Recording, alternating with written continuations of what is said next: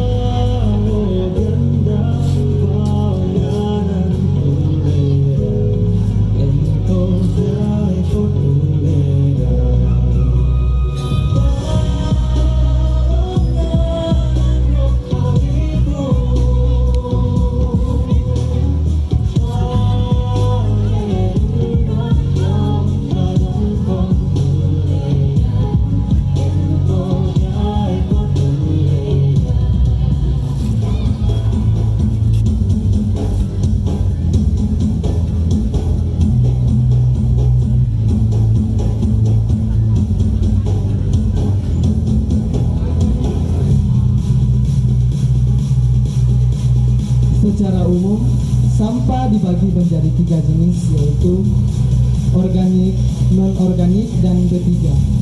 Sampah organik yaitu sampah yang mudah membusuk dan dapat terurai dengan sendirinya, seperti sisa sayuran, sisa buah, kotoran hewan. Sampah non-organik yaitu sampah yang tidak mudah membusuk dan tidak membutuhkan bahan lain untuk mengolahnya, seperti botol plastik, kemasan kaleng, kaca, dan kantong plastik. Sampah B3 merupakan bahan berbahaya dan beracun, contohnya baterai, cairan pembersih, dan obat nyamuk.